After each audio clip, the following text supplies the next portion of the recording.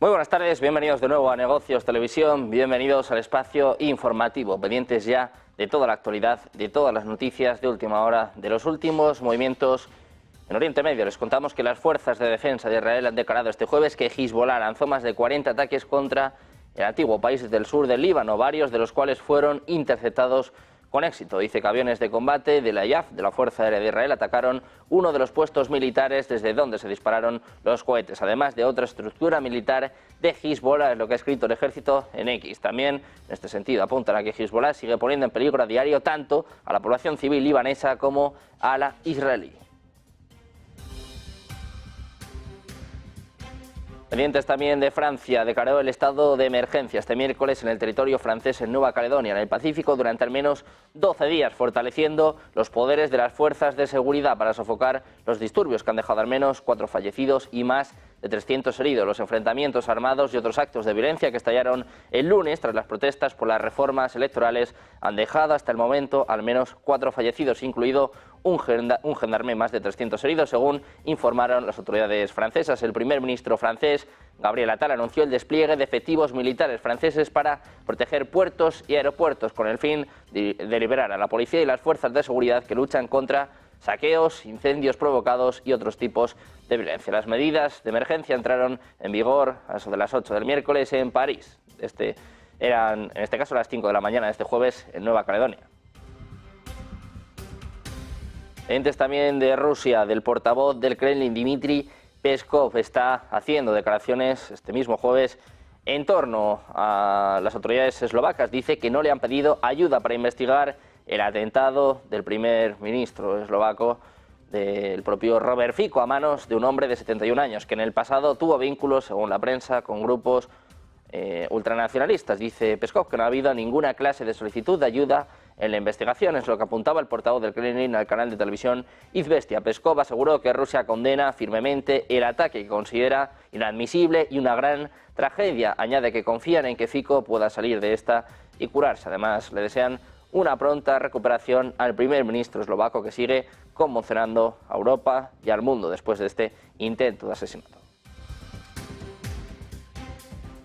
Mientras tanto, el presidente de Rusia, Vladimir Putin, cesó hace unos días al máximo responsable del conflicto en Ucrania, el hasta ahora ministro de Defensa, Sergei Shoigu, y según un experto citado por Newsweek, su destitución podría estar relacionada con una filtración de secretos nucleares. El disidente ruso exiliado Vladimir Osetskin ha dicho en una publicación de Telegram que Putin podría estar llevando a cabo una purga en el Ministerio de Defensa. Añade que esta podría haber concluido con el despido del propio Sergei Shoigu, pero que 3 de sus adjuntos ya habían dimitido al menos una semana antes. Apunta a los diputados Krivorushko y Shalikov, que presentaron su dimisión una semana antes que el propio Sergei Shoigu. Es lo que ha escrito Osetskin en su canal de Telegram. Ambos eran viceministros de Defensa y anunciaron sus renuncias el pasado 9 de mayo, pese a que firmaron sus cartas de renuncia el día 13. Pendientes también de los BRICS, en medio de las inundaciones que siguen asolando Brasil. Los BRICS es una alianza que está creada para invertir en infraestructura con el nuevo Banco de Desarrollo, el conocido como Banco de los BRICS, que anunció que va a destinar cerca de 5.750 millones de reales, unos 1.115 millones para Río Grande del Sur. El anuncio fue hecho por la presidenta de la institución y expresidenta de Brasil, Dilma Rousseff. De acuerdo con sus declaraciones, el NBD está comprometido con la reconstrucción del Estado y trabajará en la recuperación de la infraestructura. Dice que la concesión del préstamo no es una dádiva de la presidenta, sino una decisión del Consejo de la Dirección, que cuenta con representantes de China, Sudáfrica, India y Rusia, además de Brasil. Esto es una acción de solidaridad entre socios. Pendientes de los BRICS, de las inundaciones que están asolando Brasil, movimiento por parte del nuevo Banco de Desarrollo, que va a destinar más de 1.000 millones de dólares para la reconstrucción.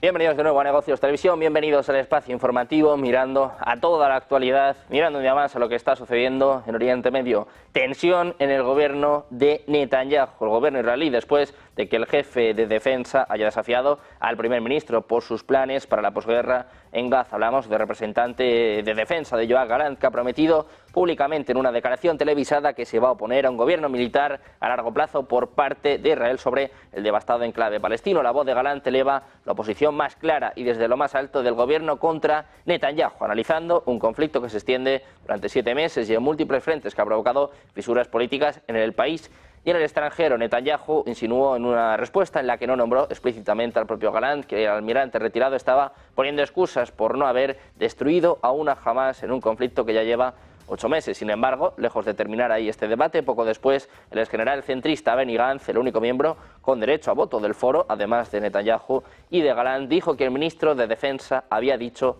toda la verdad.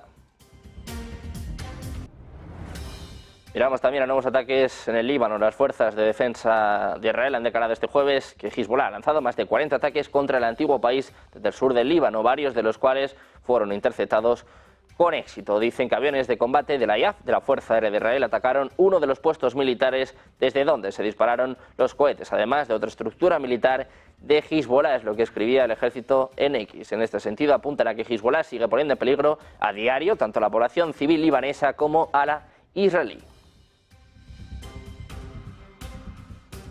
El Comando Central de Estados Unidos ha anunciado a primera hora de esta mañana que el muelle temporal destinado a entregar ayuda humanitaria a civiles palestinos ha sido anclado en la playa de Gaza. El muelle, que ha costado cerca de 320 millones de dólares, espera recibir los camiones que transportan la ayuda humanitaria en los próximos días. La agencia estadounidense escribió en X que las Naciones Unidas van a recibir la ayuda y coordinarán su distribución en Gaza. El subcomandante del Comando Central de Estados Unidos, Brad Cooper, ha afirmado que tienen cientos de toneladas de ayuda listas para ser entregadas. A su vez, el CENTCOM ha recalcado que a pesar de los trabajos que han estado realizando en la zona, ningún soldado estadounidense ha pisado la franja de Gaza.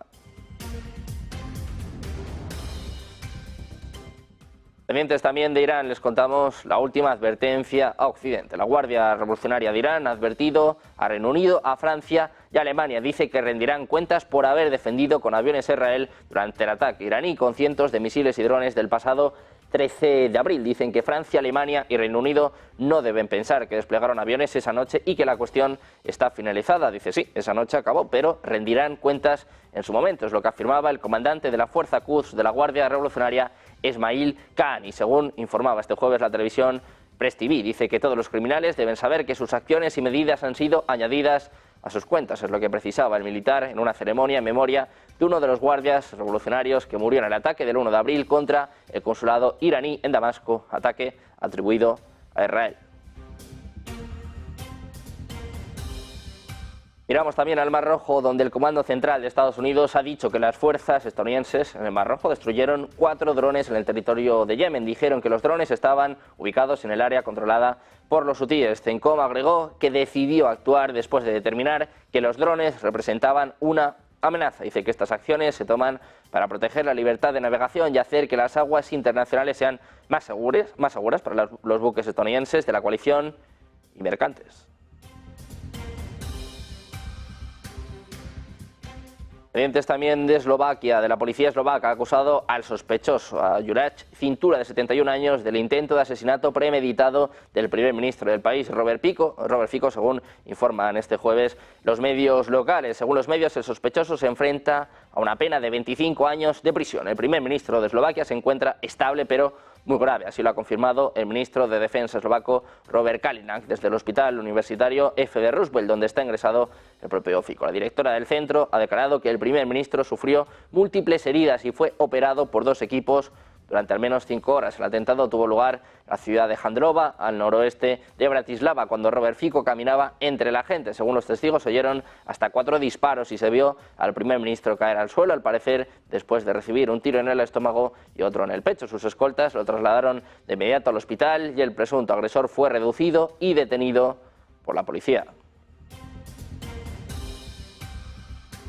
Como se pueden imaginar, Eslovaquia sigue en shock tras haber asistido al intento de magnicidio contra su primer ministro. Hasta 4 disparos recibió este miércoles Robert Fico, que volvía al poder el pasado otoño. El responsable ha sido un hombre de 71 años, un escritor del país que ha declarado que no está de acuerdo con su política. Hace poco más de 6 meses Fico volvía al cargo, aunque es la cuarta vez que está al frente del gobierno del país, con ideas cercanas a Orbán y señalando que cortaría la ayuda a Ucrania o que también investigaría todo lo que ha sucedido en torno a la pandemia y a las vacunas COVID. Este intento de asesinato ha sido condenado y ha conmocionado a la Unión Europea en plena campaña para las elecciones y manifestaciones además de rechazo y repulsa de todos los países. La presidenta del país decía que no hay ideologías y que atacar a un dirigente político es un ataque contra la democracia. La escuchamos.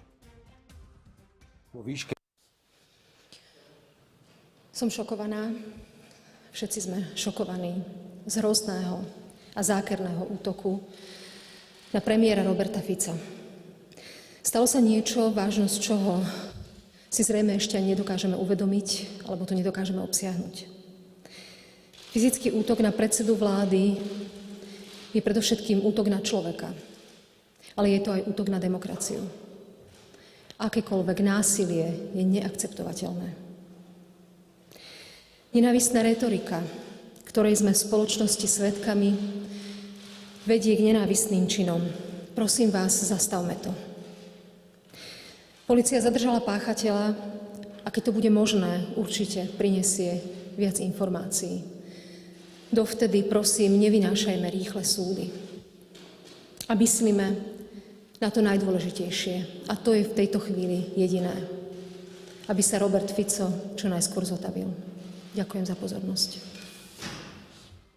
Reacciones también por parte del secretario general de la OTAN, Jens Stoltenberg. Ha dicho este jueves que el intento de asesinato en la víspera del primer ministro eslovaco, Robert Fico, viola toda idea de democracia. Subraya que la violencia es absolutamente inaceptable. Dice Stoltenberg que estamos consternados por el tiroteo que viola toda la idea de democracia. Dice que en las democracias podemos estar en desacuerdo, podemos tener opiniones diferentes, pero la violencia es absolutamente inaceptable, es lo que afirmaba al inicio de la reunión del Comité Militar de la OTAN que se celebra hoy en Bruselas. El político noruego expresó su solidaridad con la familia de Fico y con Eslovaquia, al tiempo que recordó que trabajó con él durante casi 20 años, cuando ambos eran primeros ministros de sus respectivos países. El primer ministro eslovaco se encuentra aún en estado grave tras el ataque que sufrió en el día de ayer.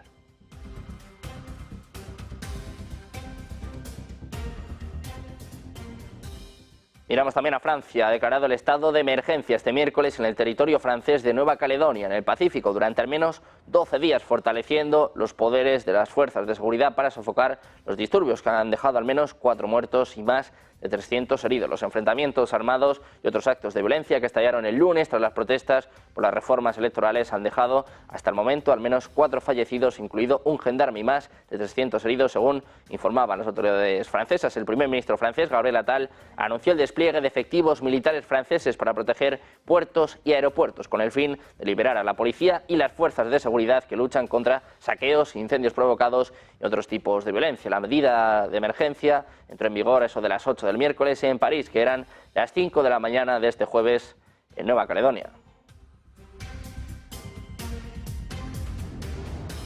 Hablando de elecciones, pendientes de las elecciones europeas en noviembre, tenemos otra cita clave. Tenemos las elecciones en Estados Unidos y ya tenemos fecha para los debates. El presidente de Estados Unidos, Joe Biden, y candidato demócrata a renovar el cargo al frente de la Casa Blanca, y el republicano Donald Trump han fijado las fechas para celebrar 2 debates en esa carrera electoral. Serán el 27 de junio y el 10 de septiembre. Pendientes también de la OTAN, les contamos que el presidente del Comité Militar, Rob Bauer, ha asegurado este jueves que no es demasiado tarde para ayudar a Ucrania y además está instando a los países aliados a privilegiar la ayuda a Kiev en este momento crítico frente a cumplir los objetivos de capacidad de la organización transatlántica. Decía Bauer que no es demasiado tarde para que Ucrania prevalezca, que la libertad de Ucrania no puede, no debe y no morirá. Y dice además que los aliados que se enfrenten a la elección entre cumplir los objetivos de capacidad de la OTAN o apoyar a Ucrania, deberían apoyar a Ucrania. Dice que las existencias pueden y se repondrán, pero que las pérdidas se pierden para siempre. Dijo esto al inicio de la reunión hoy del Comité Militar de la Alianza. Los integrantes del Comité Militar de la OTAN tienen previsto mantener este jueves una reunión con los líderes militares ucranianos en un nuevo formato del Consejo de Ucrania de la OTAN, a través de una línea segura para informar de la situación actual en Ucrania. Miramos también a Alemania. No se fía de su ejército, sobre todo ante lo que podría ser un posible ataque de Rusia. La mayoría de los alemanes, cerca del 61%, no cree que Rusia vaya a invadir su país en la próxima década, aunque solo el 2% cree que Alemania está bien preparada en caso de que esto suceda. Son datos difundidos por la cadena DW sobre una encuesta de YouGov. Casi 1 de cada 4 alemanes, cerca del 23%, teme que Rusia pueda invadir Alemania en 2030, según añade este sondeo, un dato que evidencia porque la OTAN afirma que Moscú es la mayor amenaza para Occidente y también cómo calan las amenazas nucleares de Vladimir Putin y sobre todo las informaciones de la gran mayoría de los medios. Una estrategia de guerra híbrida que parece que funciona. Cerca del 12% de los alemanes además cree que las fuerzas armadas alemanas están bastante bien preparadas en caso de invasión, mientras que el 39% cree que se encuentran en malas o muy malas condiciones. Los encuestados de mayor edad tenían una visión más pobre del ejército que sus pares más jóvenes, según informa DW. Pendientes de más noticias, más actualidad, los disturbios en el aeropuerto de Sebastopol, cerrado en los últimos minutos. Hacemos una pausa, un par de minutos y se lo contamos ya en Negocios Televisión.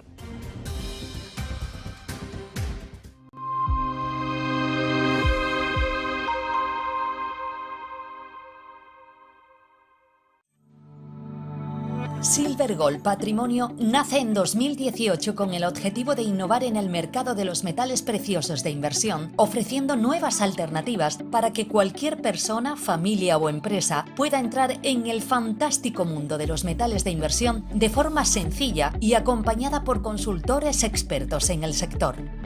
Silver Gold Patrimonio quiere avanzar contigo.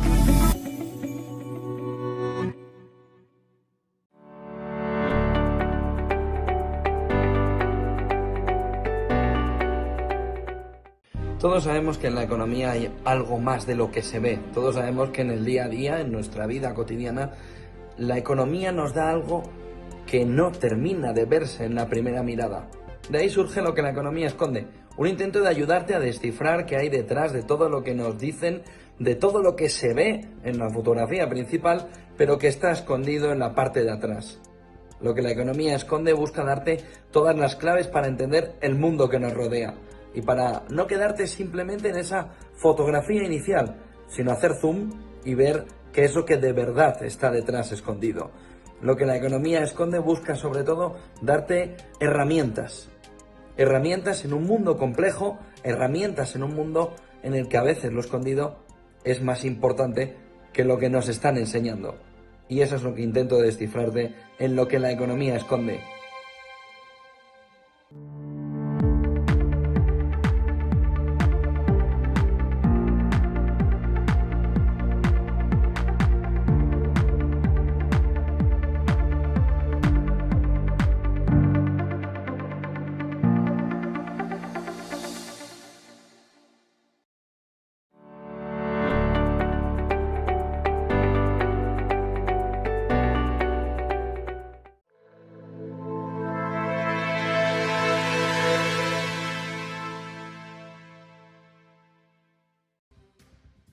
Ya vuelta a Negocios Televisión, pendientes de todas las últimas horas de la actualidad que pasa en estos momentos por Rusia. Les contamos que el aeropuerto internacional ruso de Stavropol ha sido cerrado según una última hora de la agencia rusa TASS, según está publicando también la agencia Reuters. El aeropuerto de la ciudad de Stavropol, en el sur de Rusia, ha sido cerrado este jueves debido a restricciones en el uso del espacio aéreo. Es lo que está informando la agencia de noticias TASS, citando una fuente. De momento no proporciona más detalles a este respecto, pero las últimas informaciones hablan de normalidad después de anunciarse el cierre de su espacio aéreo. Funciona con normalidad, según está apuntando la agencia de noticias rusa RIA, poco después de que se informara de que se había cerrado debido a restricciones en el uso del espacio aéreo por parte de la agencia TASS.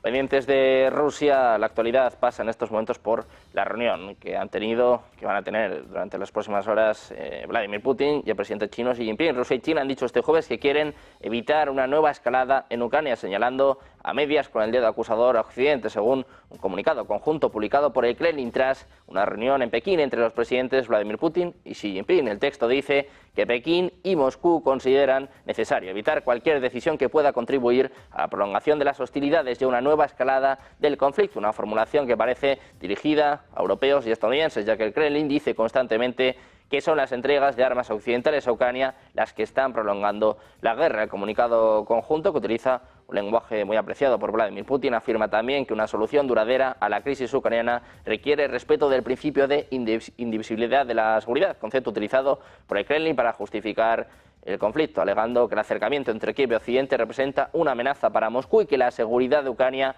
no podía lograrse a expensas de la de Rusia.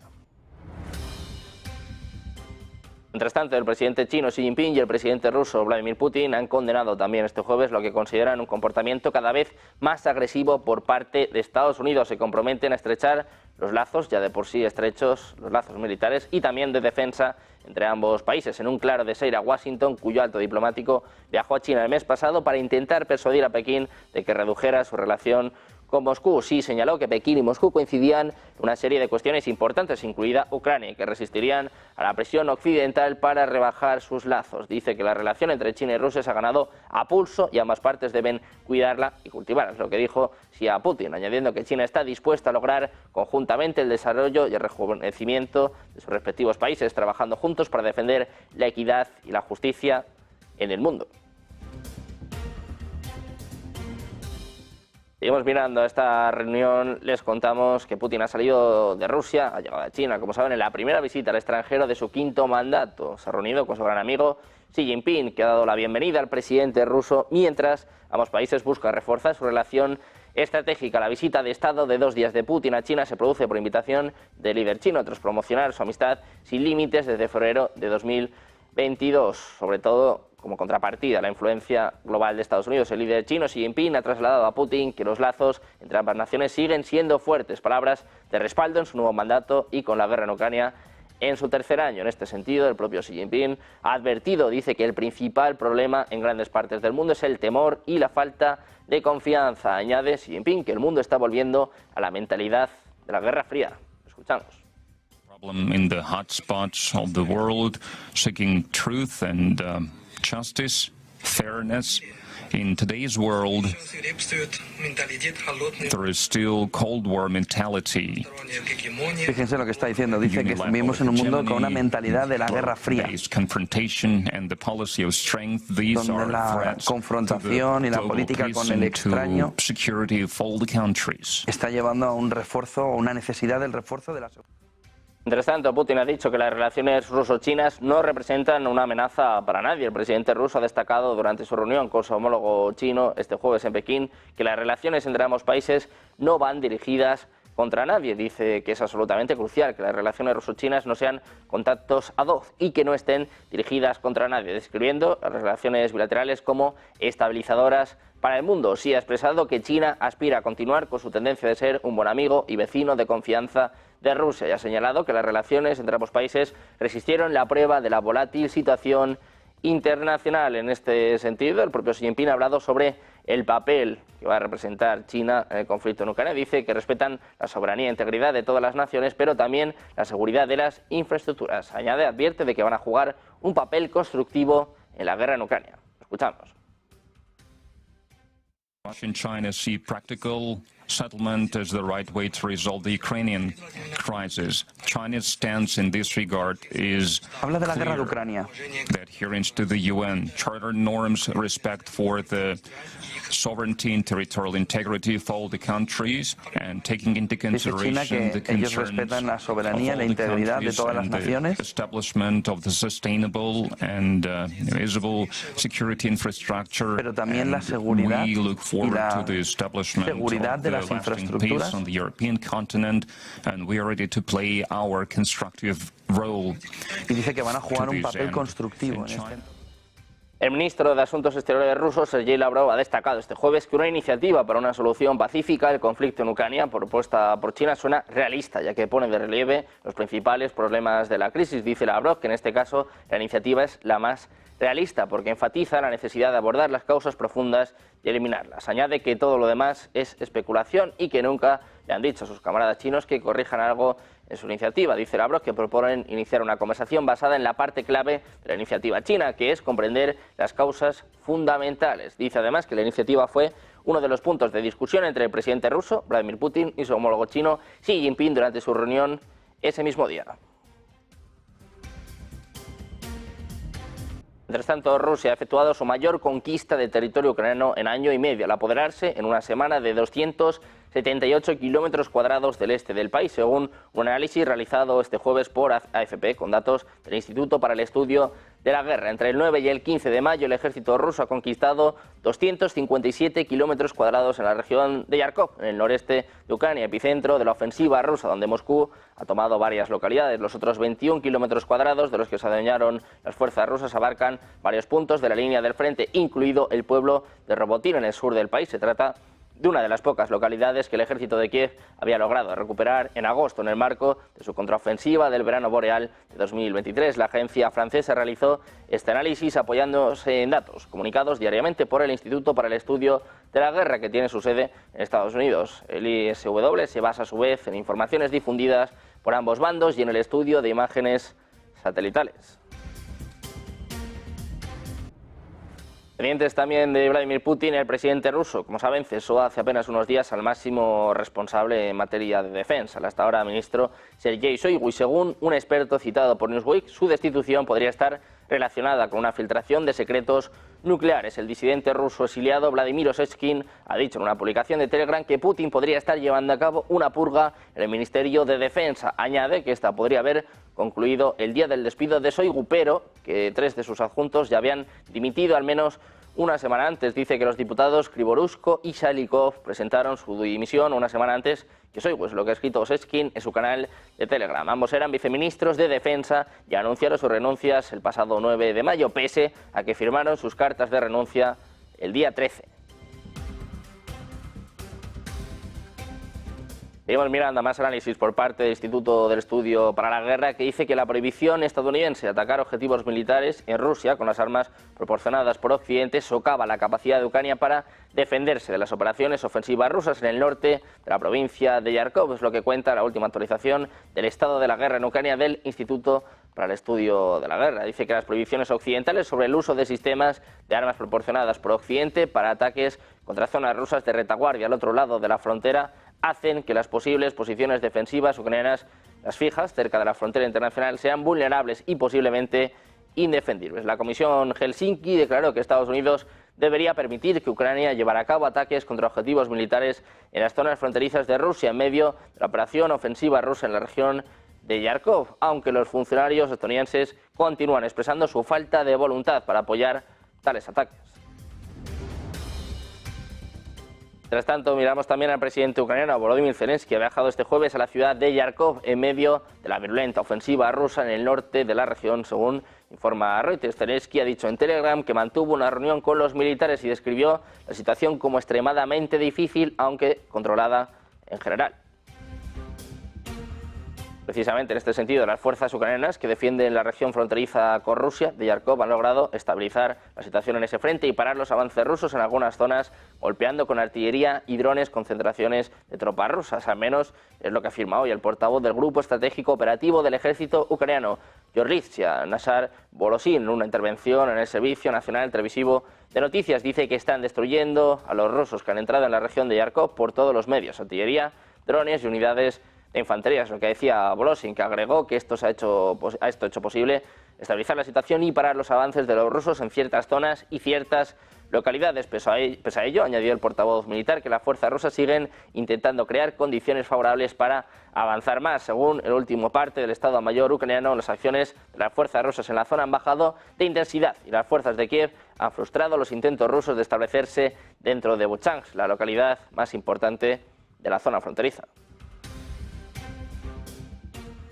Pendientes también de la cumbre de paz, donde Suiza dice que ha tenido más de 50 inscripciones de las más de 160 delegaciones que el país ha invitado a una cumbre el próximo mes, que Berna espera allar el camino para un proceso de paz en Ucrania. Es lo que decía este miércoles la presidenta Viola Ángel, hablando en una conferencia de prensa con el canciller alemán Olaf Scholz, después de que ambos mantuvieran conversaciones en Berlín. Dijo que su gobierno estaba buscando una participación amplia para la cumbre, pero que China aún no había dicho que asistiría. Países de América del Sur, África y Medio Oriente se encontraban entre los que habían confirmado su asistencia, según la propia Ángel, quien en enero acordó organizar una cumbre de paz a instancias del presidente ucraniano Volodymyr Zelensky. Rusia, como saben, no ha sido invitada y diplomáticos y expertos en política exterior dicen que las conversaciones que se van a celebrar cerca de la ciudad suiza de Lucerna probablemente se van a centrar en forjar un consenso sobre cómo mitigar los peligros derivados del conflicto.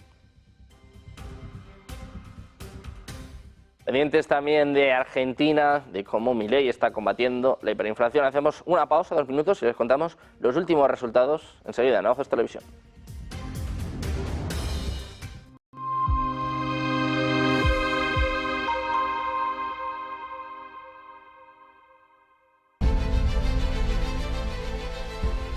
No puede volver atrás y cambiar el principio, pero puede comenzar donde está y cambiar el final. En Luna Sevilla queremos ser su asesor financiero de referencia para mejorar su presente y su futuro patrimonial, prestando nuestros servicios como agentes de Caser Asesores Financieros. Somos una empresa con una clara apuesta por la formación de calidad, la información transparente y objetiva, y por el asesoramiento financiero personalizado y continuado. Visite nuestra web lunasevilla.es o llame al 91 762 3442.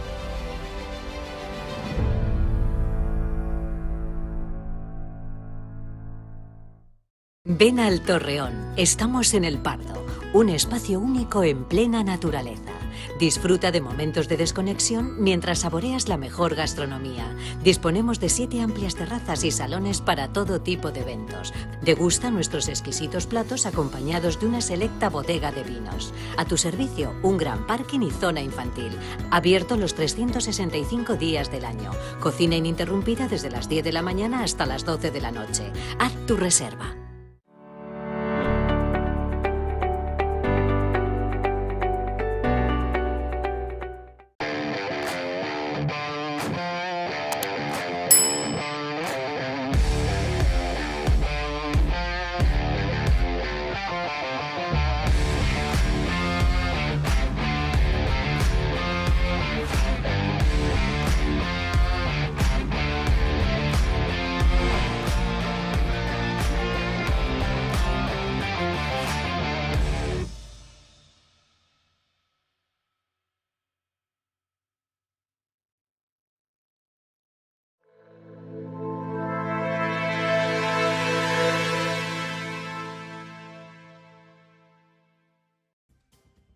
Ya estamos de vuelta en Negocios Televisión, pendientes de la actualidad geopolítica, económica, también de los datos que estamos conociendo en los últimos minutos. Nos fijamos en las solicitudes iniciales de desempleo en Estados Unidos. Han caído en 10.000 hasta las 220.000. El número de solicitudes iniciales de desempleo ajustadas estacionalmente en Estados Unidos han experimentado una disminución semanal de 10.000 hasta las 220.000 en los 7 días que finalizaron el 11 de mayo. Es lo que ha revelado el Departamento de Trabajo en su informe publicado este mismo jueves. Hemos conocido precisamente este dato, para que se hagan una idea.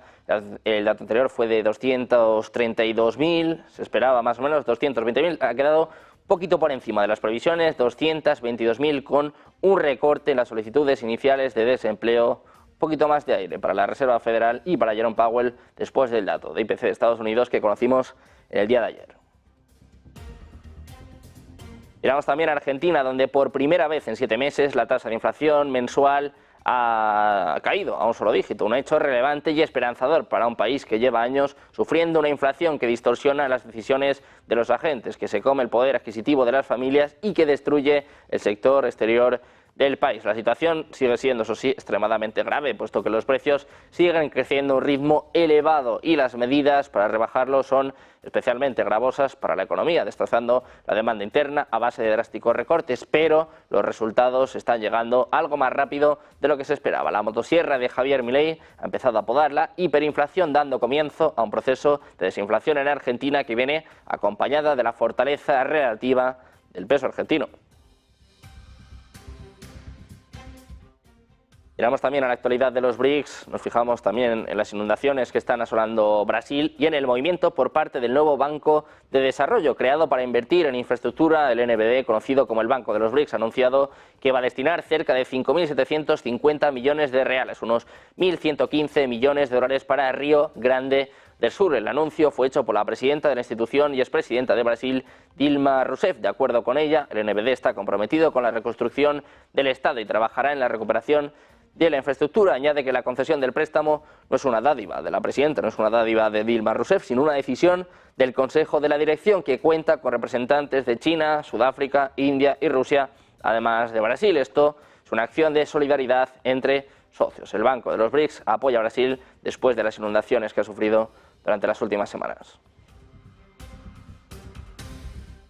Miramos también a Europa. El comisario europeo de Mercado Interior, Thierry Breton, ha anunciado este jueves que la Unión Europea iba a iniciar una investigación formal sobre Meta Platforms en virtud de la Ley de Servicios Digitales. Breton ha anunciado esta noticia en una publicación en su perfil en X. Según el comisionado, el bloque va a llevar a cabo ahora una investigación exhaustiva sobre los posibles efectos adictivos y de madriguera de conejo de las herramientas de verificación de edad en la plataforma, así como el nivel de privacidad y seguridad proporcionado a los menores a través de los sistemas de recomendación. Dice Breton que no están convencidos de que Meta haya hecho lo suficiente para cumplir con las obligaciones de la DSA y mitigar los riesgos de efectos negativos para la salud física y mental de los jóvenes europeos en sus plataformas Facebook e Instagram.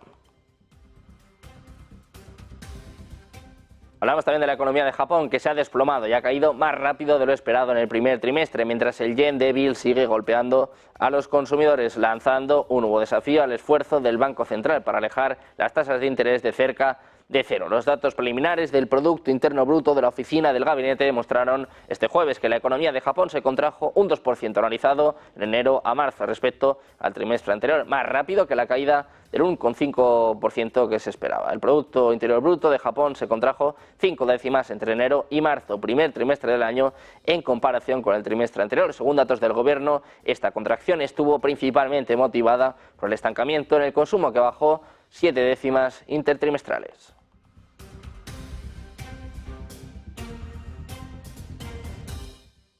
Miramos también a los mercados, donde Wall Street vivió una sesión de doble corona en el S&P, que cerraba por encima de 5.300 puntos por primera vez, y en el Nasdaq, lo que se suma a sus sólidos desempeños en 2024, impulsados por un informe de inflación al consumidor de Estados Unidos que salió mejor de lo esperado. El índice amplio del mercado ganó 1,17%, un 1,4% el Nasdaq, y el Dow también con subidas en torno al 0,88%. Los tres promedios principales cerraron en récords. En lo que va de año, este es el cierre récord número 23 para el S&P, el 18º para el Dow Jones y el 8º para el Nasdaq. El IPC subió en 3 décimas, un 0,3% en el mes de abril, algo menos de lo que se esperaba. En la interanual, 3,4% en línea con las expectativas. Las cifras mensuales y anuales del IPC subyacente en línea, y las ventas minoristas se mantuvieron estables en abril. Hablamos también de empresas. Les contamos que Cisco presentaba resultados anoche al cierre de mercado, cuentas trimestrales por encima de lo esperado, que le hacían subir un 4% en Atraguas, pese a registrar una caída del 13% en los ingresos para el tercer trimestre fiscal, la caída más pronunciada desde 2009. Aún así, la empresa obtuvo ganancias y previsiones mejores de lo esperado. La adquisición de Splunk por parte de Cisco contribuyó con 413 millones de dólares en ingresos durante el tercer trimestre fiscal. Pendientes también de Warren Buffett, ha revelado su apuesta secreta de acciones en una nueva presentación regulatoria. Tras muchas especulaciones que giraban en torno al sector financiero, el conglomerado inversor Berkshire Hathaway ha confirmado que esa acción misteriosa es la aseguradora Chubb. Casi 26 millones de acciones de Chubb por una participación valorada en 6.700 millones de dólares, que a finales de marzo se convirtieron en el noveno mayor holding del brazo inversor de Buffett. La aseguradora de propiedades y accidentes se convirtió en el noveno mayor holding a finales de marzo. Berkshire ha estado comprando una acción misteriosa durante 3 trimestres seguidos. Se le ha concedido un trato confidencial para mantener precisamente la confidencialidad de los detalles de una o más de sus acciones. Muchos habían especulado con que la compra secreta podría ser una acción bancaria, ya que la base de costos del conglomerado para las tenencias de acciones de bancos, seguros y finanzas aumentó en 1.400 millones de dólares en el primer trimestre, después de un aumento de 3.590 millones en la segunda mitad del año pasado, según presentaciones separadas. La última vez que compró de forma confidencial algo fue en 2020, hablando de Chevron y de Verizon. Hablamos también de empresas españolas. El Estado supera ya el 9% de las acciones de Telefónica. La SEPI posee más de 500.000 de títulos y se acerca al objetivo del 10%. El Estado ya está rozando su objetivo de controlar el 10% de Telefónica a través de la Sociedad Estatal de Inversiones Industriales. Según ha comunicado la operadora ASEC, el supervisor de los mercados en Estados Unidos, la pasada noche la SEPI supera el 500.000 de acciones en propiedad y el 9% del capital tras una nueva ronda de compras realizadas desde el pasado lunes.